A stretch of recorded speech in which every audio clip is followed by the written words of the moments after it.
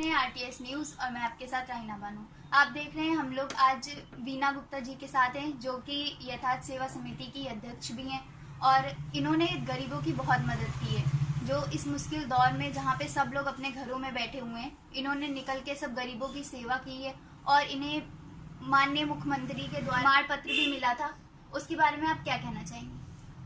जी, हमारे लिए बहुत खुशी की बात है कि माननीय मुख्यमंत्री जी के द्वारा और राष्ट्रीय अध्यक्ष हिंदू युवा वाणी के द्वारा अनुराग रघुवंशी जी के द्वारा हमको एक पुरस्कार सम्मान पत्र प्राप्त हुआ।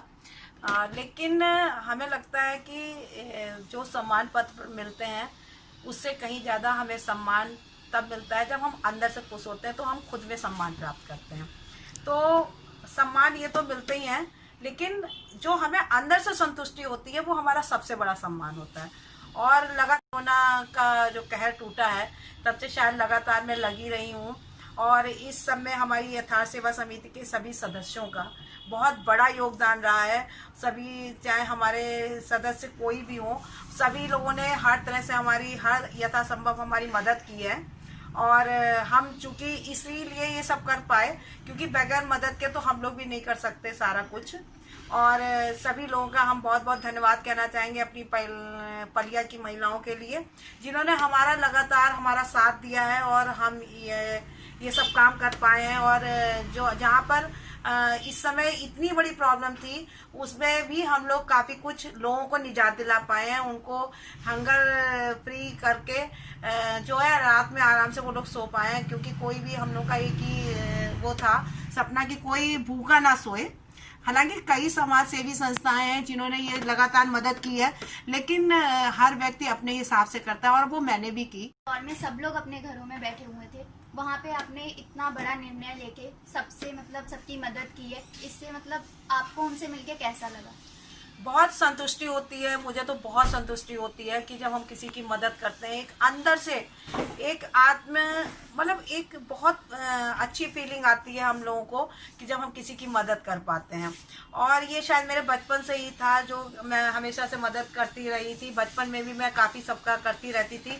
अगर कहीं भी जाती थी तो अगर कोई भूखा दिख जाता था या मेरे हाथ में बिस्किट का पैकेट होता था तो मैं उसको दे देती थी। और इस तरह से मैं बचपन से ही मैं आचार्य श्री राम शर्मा शांति कुंज से हमारे गुरु जी हैं, और उन्होंने शायद हमें आप सभी लोग जानते ही होंगे उनको, कि मैं वहाँ पर 5-6 महीने रही थी और उन्होंने वहाँ पर हम लोग को बहुत कुछ सीखने को मिला कि कैसे हम लोग डिसिप्लिन में रहें और कैसे हम लोग आज भी अगर हम कहीं जाते हैं तो भले हमें कोई मतलब नहीं होता है कि कौन क्या कर रहा है, लेकिन हम लोग अगर जाते हैं हम ये सोचते हैं कि अगर हमें सफाई करनी है तो मेरे अपने से शुरू होती है, या सेवा करनी है तो हमारे अपने से शुरू। इतना भी कूड़ा फैला रहा है, लेकिन मुझे अपना कूड़ा जो है कूड़ेदान में ही डालना है, और वो हम अपने आप से ही शुरू करते हैं और उसको हम फॉलो करते आ रहे हैं। तो यही है कि हम इस तरह से सबका साथ और सब लेकर के तब जाकर के हम ये सब काम कर पाते हैं। आपका ये सफर कब से शुरू हुआ सबके तरफ सेवा करने का?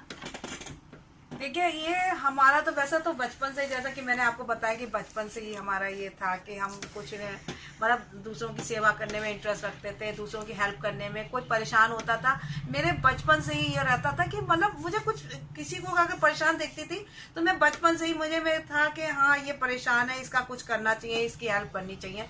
बाकी में जो जरूरतमंद होता है, बाकी तो सारे लोग ऐसे भी बहुत से लोग होते हैं कि जिनके पास सब कुछ होता है और फिर भी उनको मदद की ज़रूरत होती है, लेकिन बाकी में हमें लगता है कि जिसकी मदद करने की ज़रूरत होती है तो मैं ज़रूर जाती हूँ और मदद करती हूँ।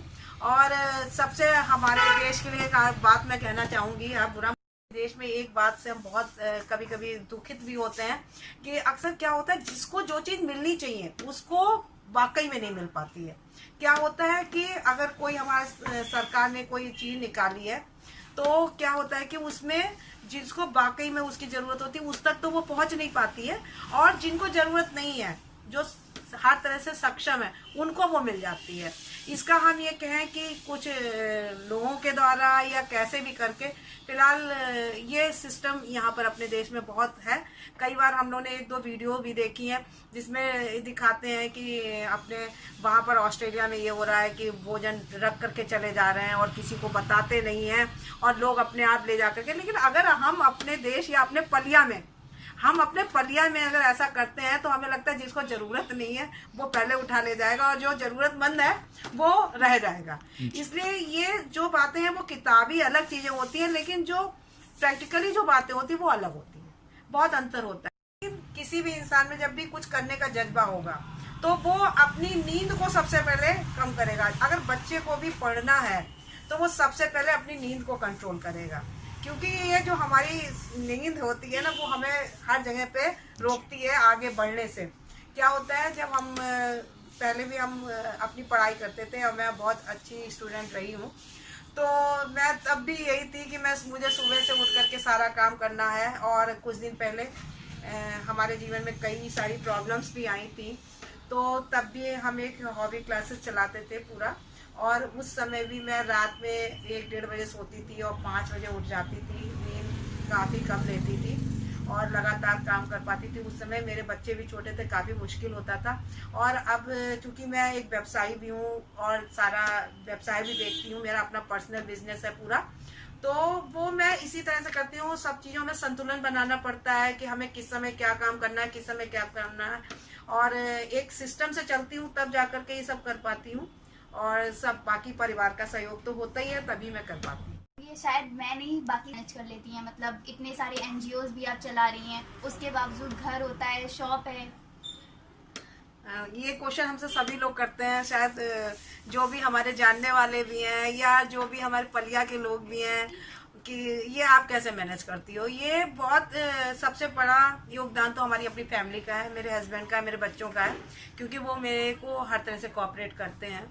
कहीं कहीं पर ऐसा भी होता है, हालांकि मैं पूरा ध्यान रखती हूँ, लेकिन कभी कभी ऐसा होता है कि मैं अपनी फैमिली को नहीं कर पाती हूँ, तो वो लोग खुद भी करते हैं और हर जगह पर हमारा साथ देते हैं। अभी जैसा कि अभी आपको बता रहे थे कि हमारे द्वारा अभी एक जब मुहिम शुरू करी गई थी और हम लोग भोजन बांटने जाते थे, तो क्या होता था कि किसी भी तरह से हम अकेले तो जा नहीं सकते थे, तो हमारे हस्बैंड भी पूरा सहयोग करते थे। मेरे बच्चे पूरा भोजन कलेक्ट करके लाते थे, फिर हम बांटने जाते थे। और हम इसको अपनी इस सब चीज़ों को इस तरह से मैनेज करते हैं कि अपनी नींद थोड़ी कम लेते हैं। जैसा कि हम लोग सभी जानते हैं कि इस मुश्किल दौर में जहां सभी लोग अपने घर में बैठे हुए हैं, वहां इन्होंने बहुत ही बड़ा कदम उठाया है और सभी गरीबों की मदद की है और उनको खाने पीने की चीज़ें दी हैं। और इन्होंने बहुत सारे एनजीओज़ भी चला रही हैं जहां पे गरीबों की हर तरह से मदद की जाती है।